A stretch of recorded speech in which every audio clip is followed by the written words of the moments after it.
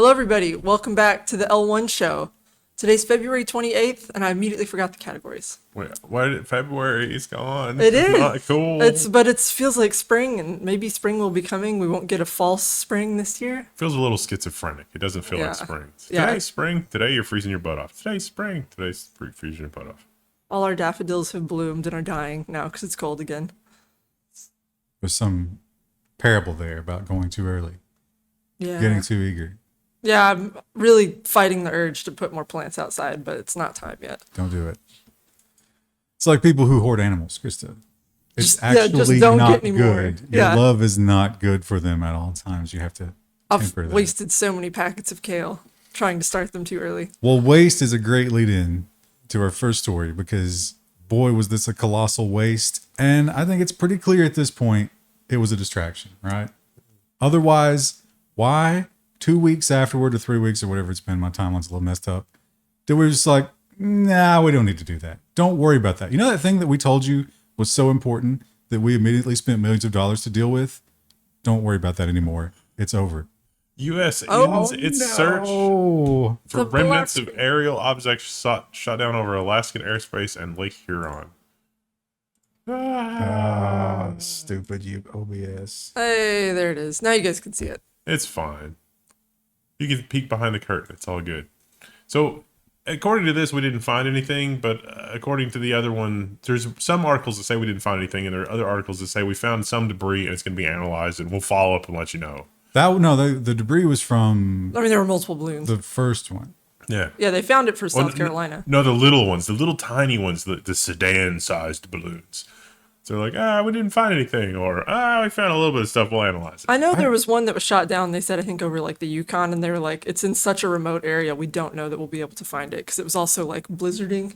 But But I think we know from other stories that if they were to find anything, maybe they did, maybe they didn't, it was those high school balloons. yeah, And that's such an embarrassment Yeah. that it's better to just be like, nah, we're not going to bother.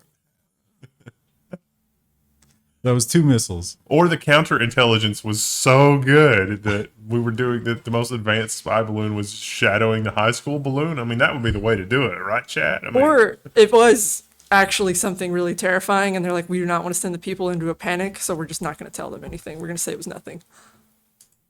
I think it was the high school balloon.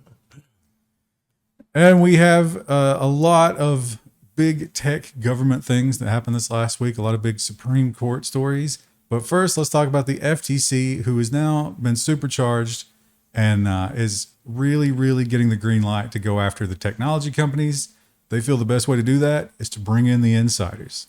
the FTC launches a technology office to keep up with Silicon Valley giants. Definitely no one with an axe to grind would ever work at one of these companies to chase the big tech companies. They certainly won't get paid the same.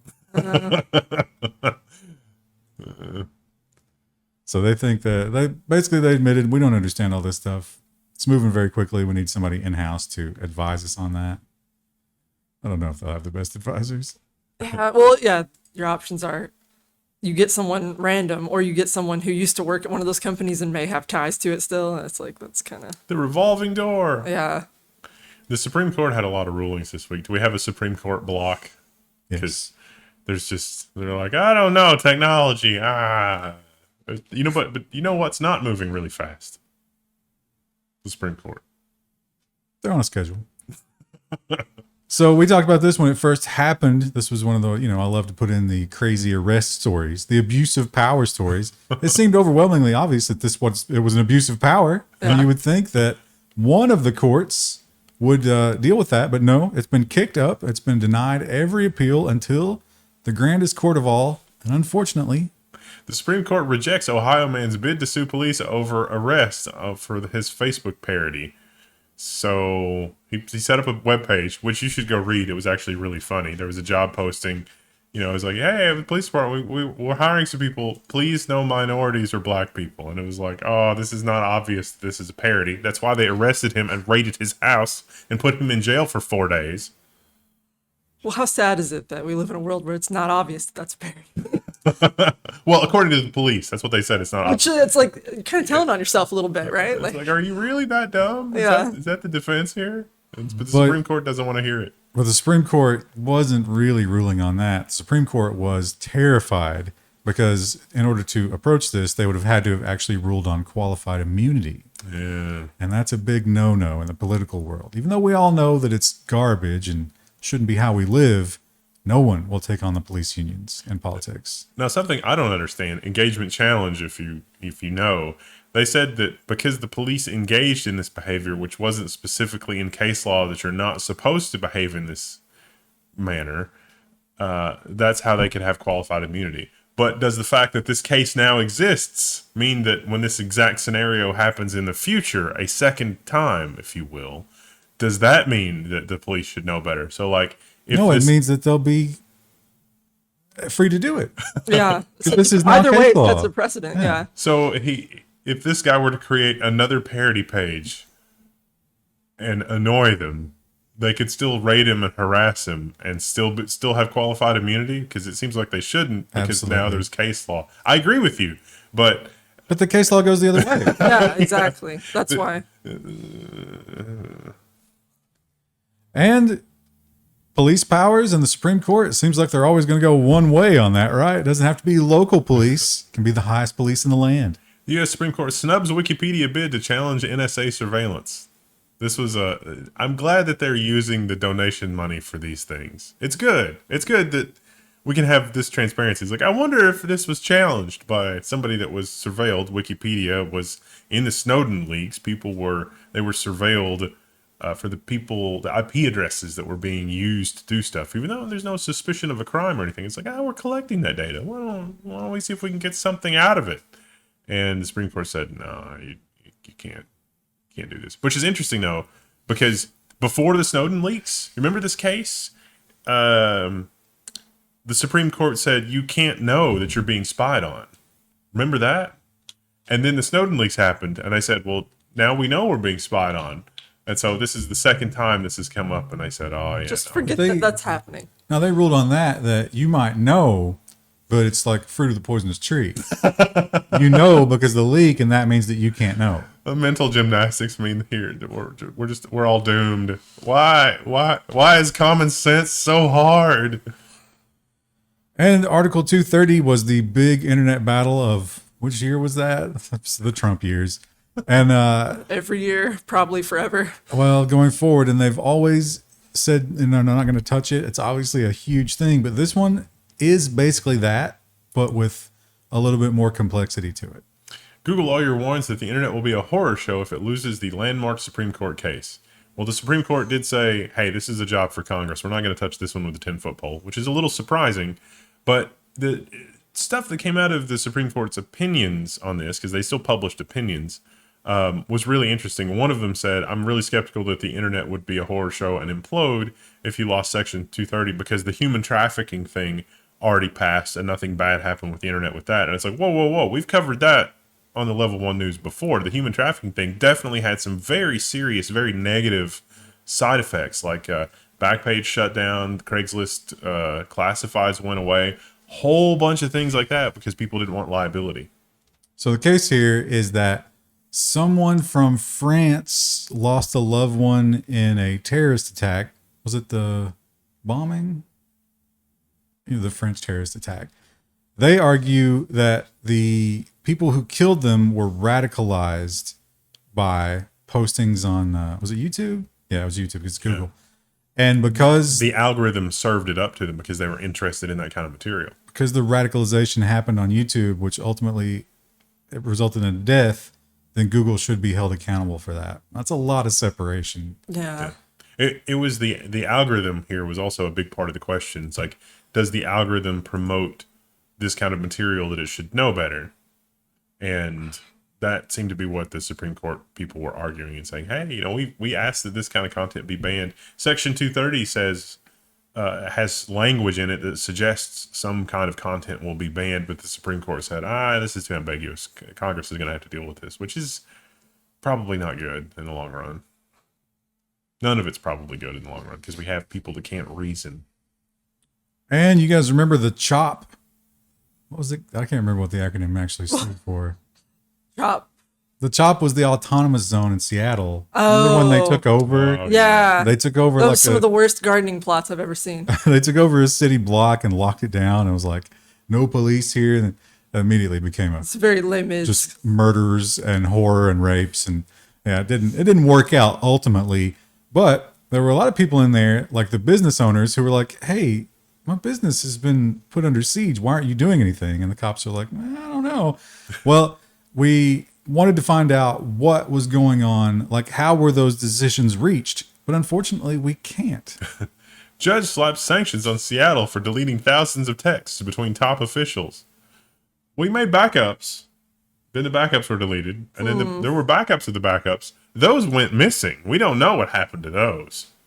So the judge is like, all right, sanctions for everybody. It also seems wild to me that they were doing that over text and not something, like, I don't know, email, phone, in person. Text seems like weirdly informal. Well, I mean, that's how I'd prefer to do it if I were leading it. Yeah, I guess. You're busy, you're doing press conferences all day because people are demanding answers. I don't know.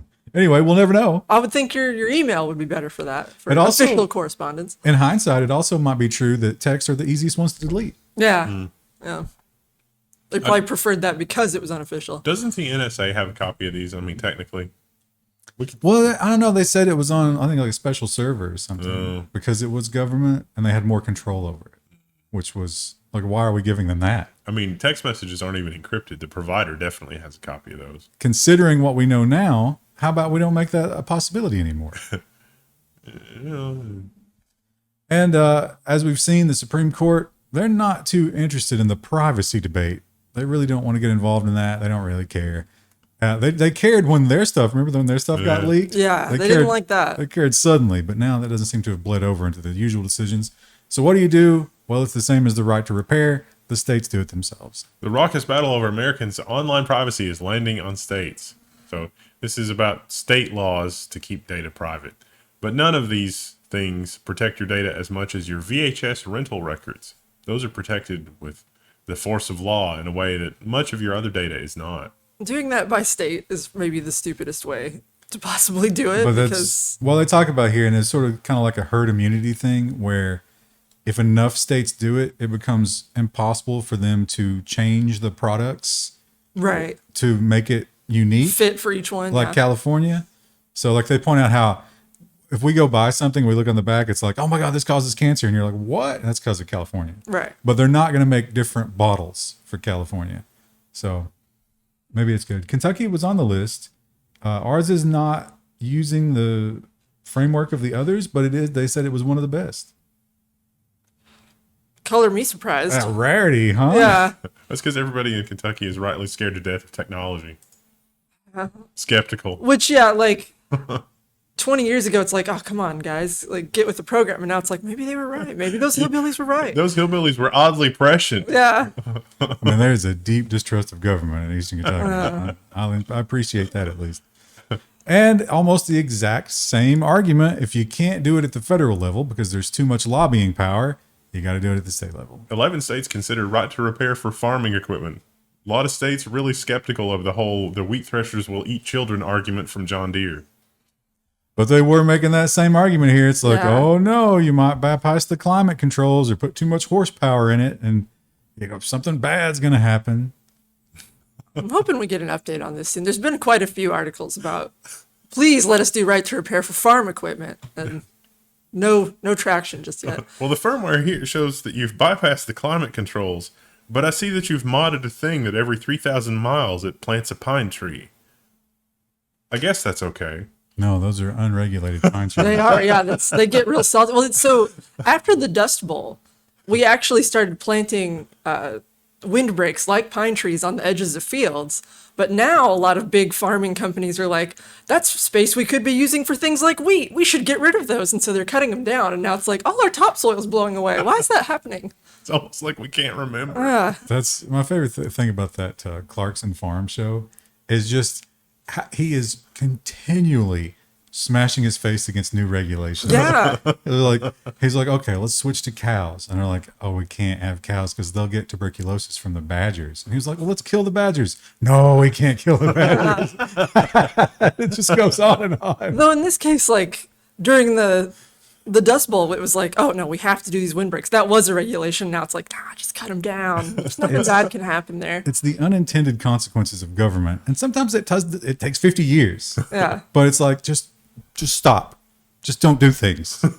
Just let it play out. It might be bad, but it's going to be bad either way because you're an idiot. The Clarkson farm. I saw a clip where it was something like, it's like, what do you mean we're going to lose the subsidy for the thing? And they're like, oh yeah, because the tractors are painted green. We're going to lose, a 60,000 pound a year subsidy for, and he's like, what? And he seemed like he was deliberately he's like, no, explain it to me how this works. And then they explained it and it made no sense whatsoever. It was amazing.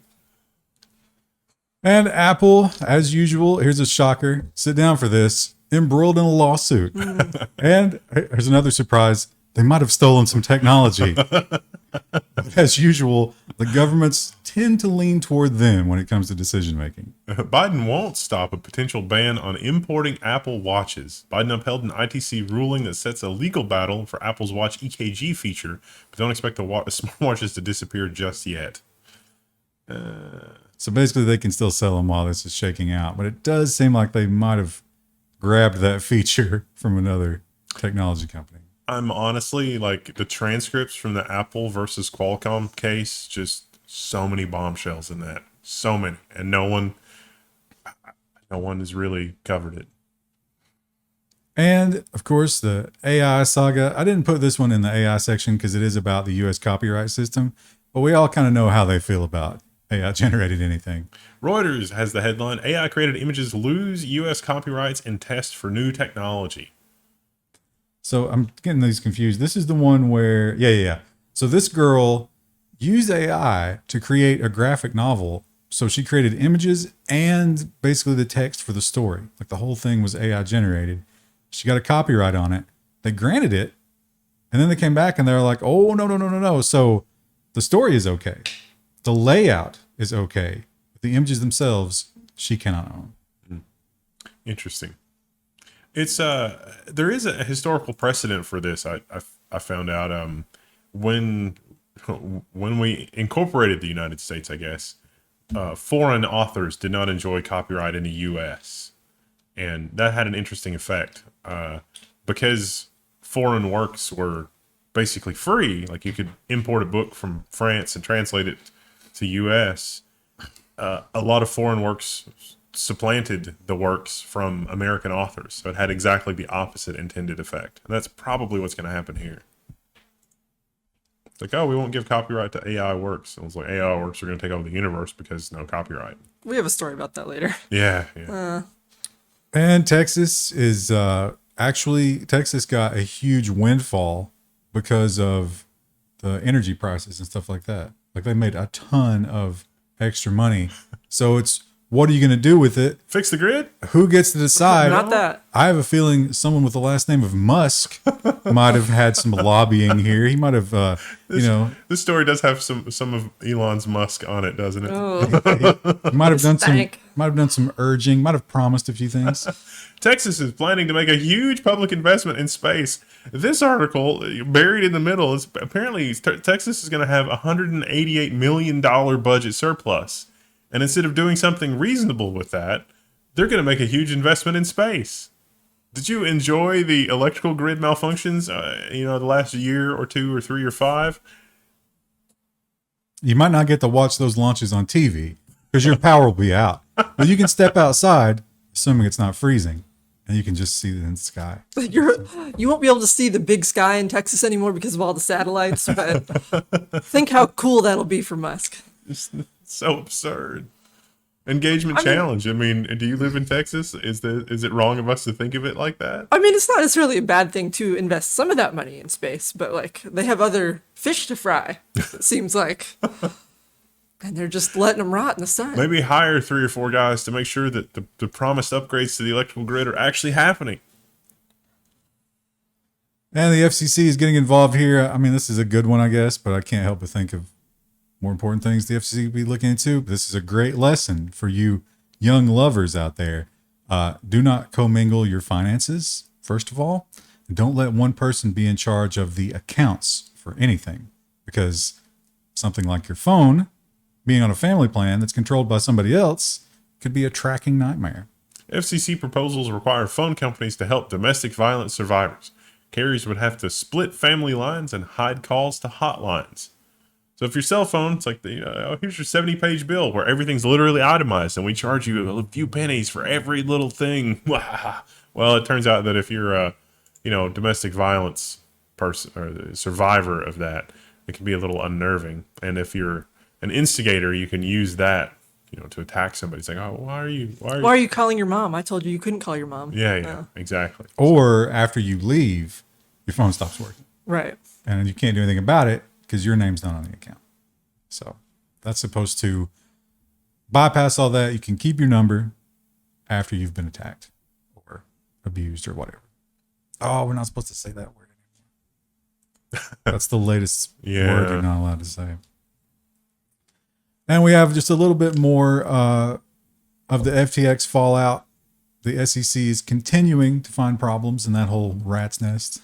The SEC charges Do Kwon with the Terraform Do Kwon, with fraud in connection with the Terra collapse. This is actually an older story, but it's been kind of developing. Like, they charged him, but then there wasn't a lot of details, and now some details have emerged, and the whole, hey, no one said I need to do something. So he's kind of on the lam. He may be in Serbia. We don't know. They'll probably find him. Yeah.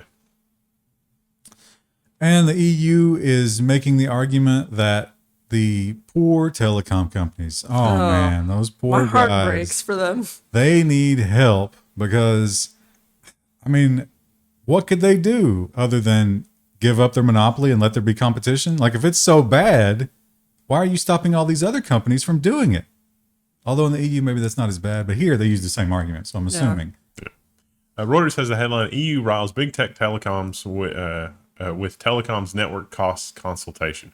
That's a weird headline to say that big tech is mad because telecom companies are asking for the right to charge big tech money for transiting their traffic, which is not how the internet works.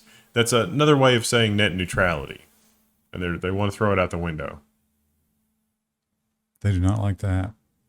But you know what I love, and I bet you guys love it too. I love that every website I visit now has a cookie consent pop-up.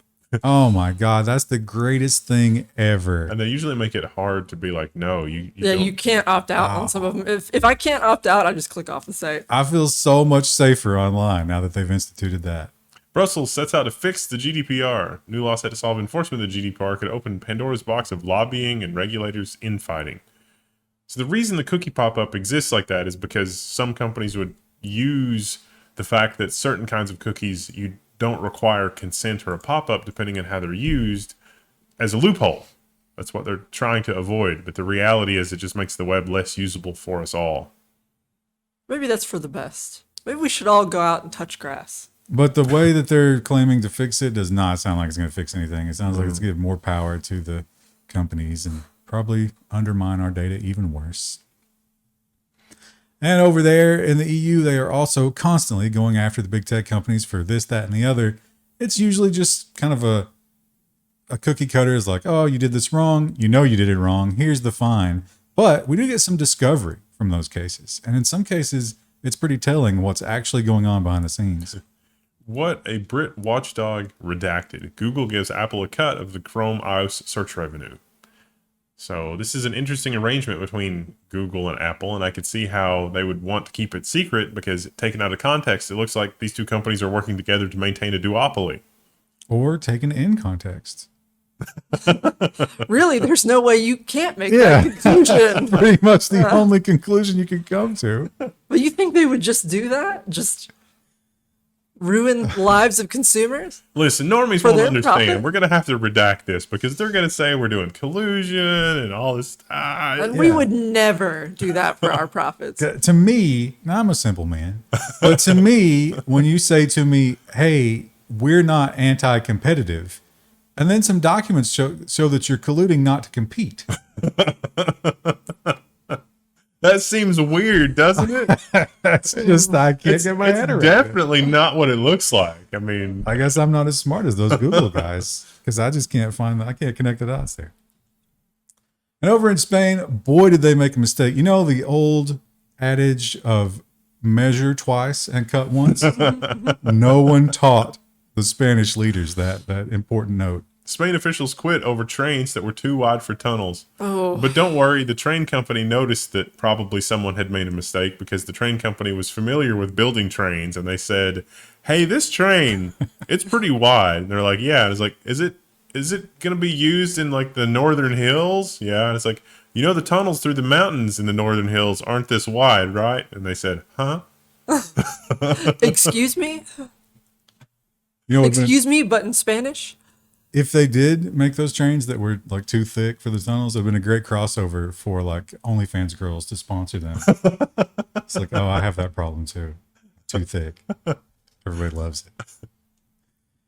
And we've got the digital wallets, the digital central bank currencies, and all that horrible always online money that's coming. That's going to be a darkness. But maybe if we get ahead of it and do something open, maybe we can stop it. Probably not. The Linux Foundation Europe launches OpenWallet, the OpenWallet Foundation, to power interoperable digital wallets. Sure does seem like digital wallets are coming to the European Union, but this could also be a way of enforcing age controls online, or a convenient way of doing micropayments, or any one of a number of other things. The whole idea here is they don't actually have a digital wallet. They don't have a plan for one. What they have is an idea that they're going to create the standard so that all the digital wallets, so you won't be roped into one like social media. You can just use whatever you want and they'll all intercommunicate and charge you tiny fees when they have to intercommunicate, which will make a lot of people really, really rich. Yeah. I'm really looking forward to the dark future where browsing TechCrunch, for example, automatically deducts fractions of a penny from some sort of nebulous wallet that's in the ether. And when you purchase a subscription to TechCrunch, then that transaction has to go through 75 networks, each one of which takes 1/75th of a penny. The metaverse. But they're constantly challenging one another for security. And how we get security is that they all distrust one another. You know, all these EU leaders and the US leaders too, we're even further behind. But if you're one of them, you have to ask yourself, like, I've been doing this for, you know, a decade or more now. And India has somehow just simply said no and accomplished everything I've ever dreamed of. Like, they immediately got exactly what they wanted just by saying, yeah, you know what, we can live without you. Google complying with regulatory order to support third-party billing in India from April 26th. So this is App Store payments. They've done it. There it is. It just said no.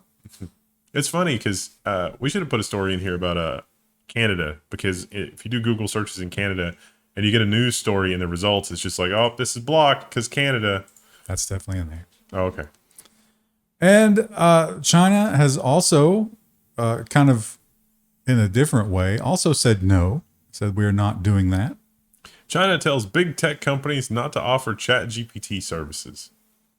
Because ChatGPT is out of control and it has some really uncomfortable truths sometimes that the Communist Party cannot tolerate getting through. You can't really control ChatGPT. The training wheels are not working. And the Chinese also are looking at their long-term plans in terms of, obviously, we're not going to give them anything. I mean, if it's just escalating further because now they're offering aid to Russia. And it's like, oh, okay. You're never getting chips. So what are you going to do? Top Chinese scientists sketch out a plan to thwart U.S. chip curbs. It's not going well. Yeah, this is a Bloomberg News paywall alternative. I read a less happy version of this article that also suggested that they were going to sow disinformation to make all the people seeking federal CHIPS Act money at each other's throats, which we do have another story on, but not the Chinese involvement in that. Just that they would participate in the chaos there, if you will. Recently, Google said that they were going to commit to safety of their app store, which is not known for safety. I would say maybe it's known for the opposite of safety. But they said, hey, don't worry, we're going to do these nutrition labels. And then at a glance, you can see if these apps are going to do anything nefarious. Mozilla decided to audit that. Loopholes in Google's data safety keep companies in the clear and consumers in the dark. So it turns out these labels are not really actually doing much in reality, according to Mozilla. And they make a pretty compelling case with this.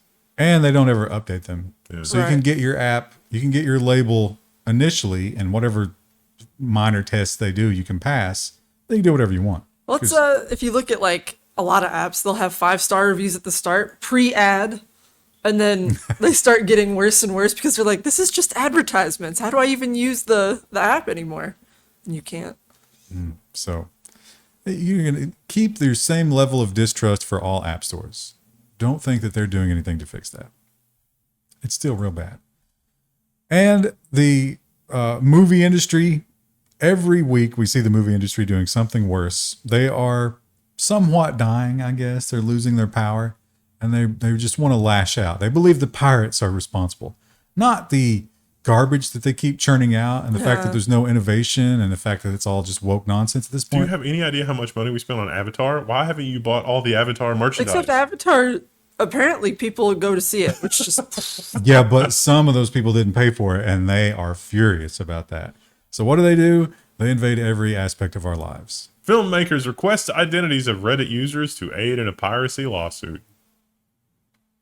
So they were talking, people were just like discussing on Reddit, they said like, oh, I'm with this provider and they don't actually enforce the data cap thing. And so switch to them and you'll have a better time. So they want to compel those people to testify in their case against this provider, saying that the provider is not doing enough to strike users who are violating copyright and block them from the service. That seems hideously evil. And it's not even the worst thing they've ever done. This one, this is kind of why do you have this story? Well, it's because the Washington Post is giving us terrible advice here. One in particular. Let's bust these 4 myths of digital privacy and security by the Washington Post. So the one that really stands out. You have to get to continue reading. You're scrolling through celebrity gossip news now. There's a button. Yeah. On mobile, there's another button that's almost on top of that. It's like open in the app. Oh. So, but yeah, myth 3. It's like, you need a VPN to stay safe online. It's like, nope, that's a myth. Washington Post says, don't worry about VPNs. Are you crazy? That might mess with our advertising. Please subscribe to us. Also use your ISP's DNS servers because they're totally not mining which websites you go to from DNS. Don't take any advice from the Washington Post, but certainly not tech safety advice. They've proven they've failed at that. Tech safety dies in darkness.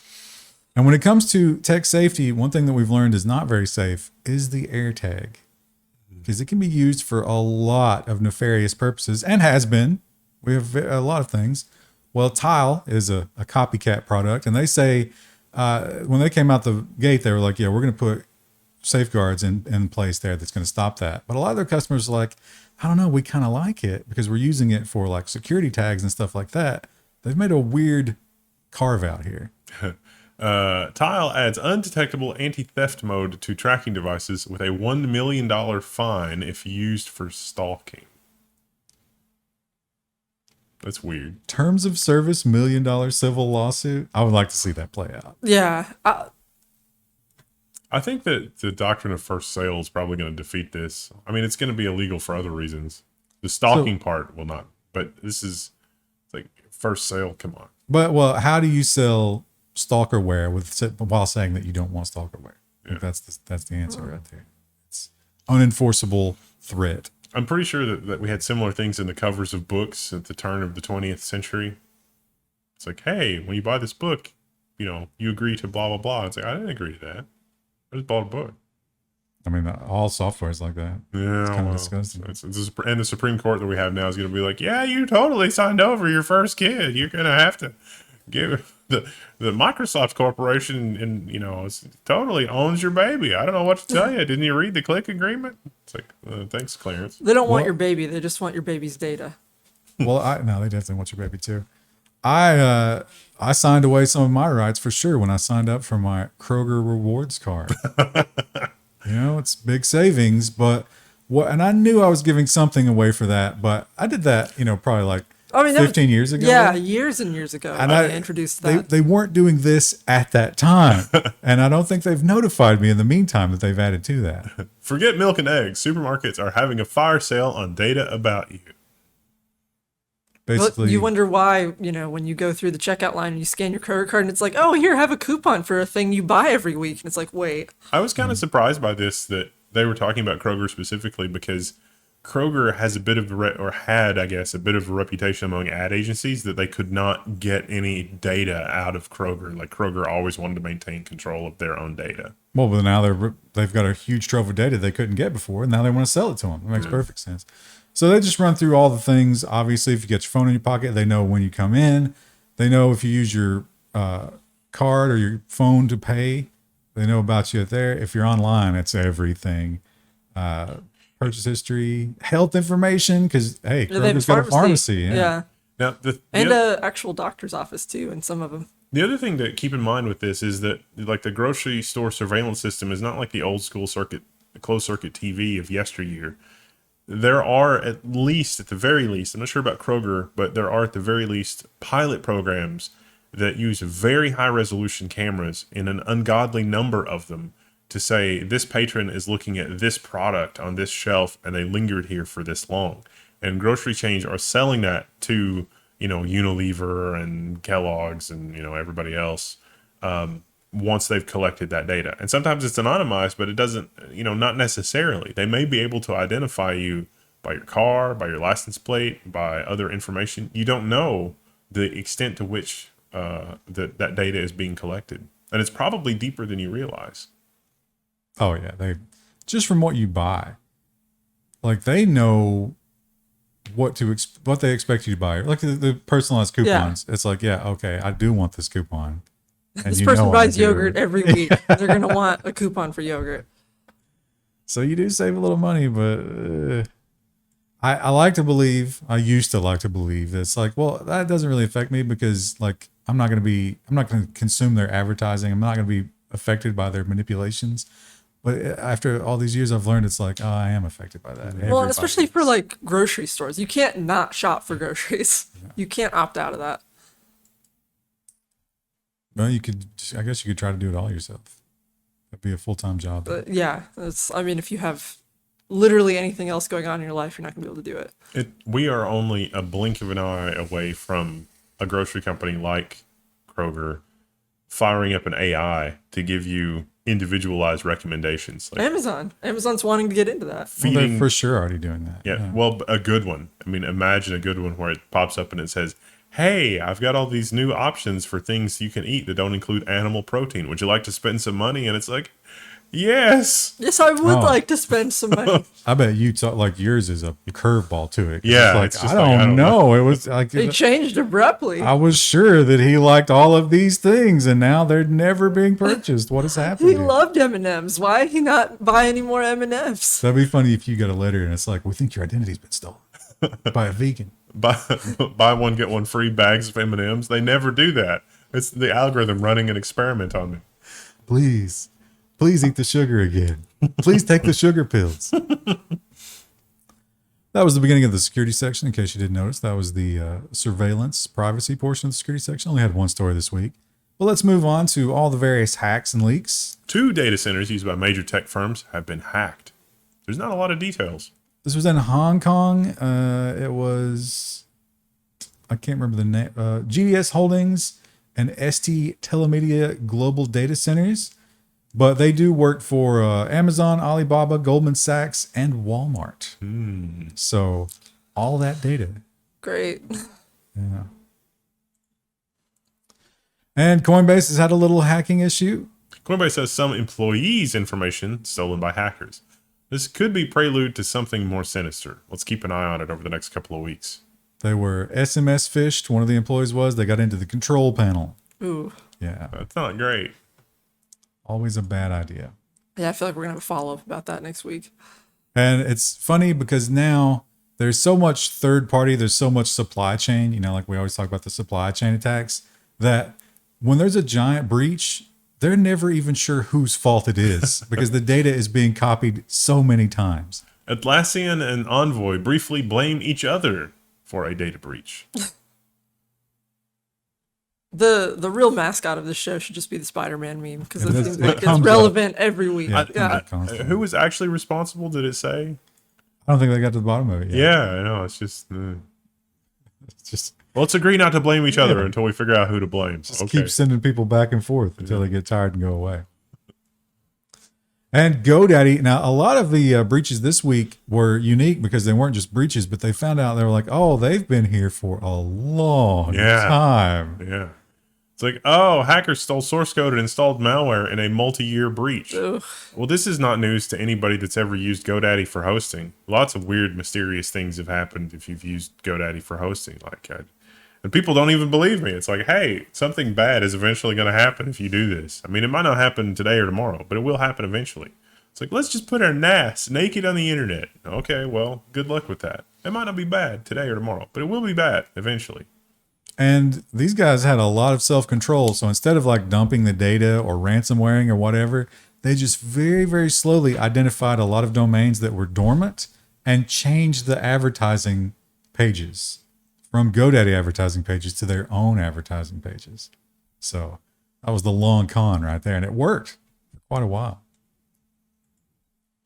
The military has special, like we were just talking about Seattle. It's like, well, you've got a special server and you've abused the privilege. So maybe you shouldn't get one. Now, you say the Pentagon, maybe they definitely should have one because we have all this, you know, it needs to be secret. But they got hit by the old set up on the cloud and set up incorrectly problem. Sensitive U.S. military emails spill online, 3 terabytes worth. This was configured in Azure's government cloud service incorrectly without a password. So Is there some contractor who's just like in panic mode right now? Probably, yeah. this was not classified information because classified information is not allowed on the cloud. Thank God. Nah. I'm sure somebody's trying to change that A already. lot of sensitive info, though. It was the civilian database. Yeah. So if you're a civilian contractor for the Pentagon, And if you've applied for a security clearance, which is a lot of information, Yeah. it's they go deep. They put on the big latex glove and they go deep for those security clearances, which is funny because it's like, oh, we got to do a security clearance. We can't have you leaking anything. Oops. and yet here we are. That's a bit of a treasure trove, though, for, if you're in the party and you're looking for classified information and somebody with security clearance to take the fall, this is a great treasure trove of information. You say the party, you mean the Communist Party. Yeah. Well, it's government and security for your last week of February. Counterintelligence is hard. It's gonna be spring soon. Oh, Forest came out. Sons of try the it? Forest. I did last night. How you feel about it? Liking it so far. I heard it was a little bit buggy, but kind of. I was surprised at how well it performed. I didn't have any real issues with it. There was a bunch of posts on Steam that said that some of the instability was just because of the overwhelming number of people playing at once because it's always connected or whatever. Yeah, I didn't have any issues with it when we were playing multiplayer last night, but like just trying to get the game, like buy it from the Steam store, that was like a whole exercise in frustration. My husband had to gift it to me because I couldn't get it to go in my cart. Great game though so far. Neat. Anyway. We got business news coming up, and some of the business stories relate to our government stories, so it's kind of like... Yeah. Bye.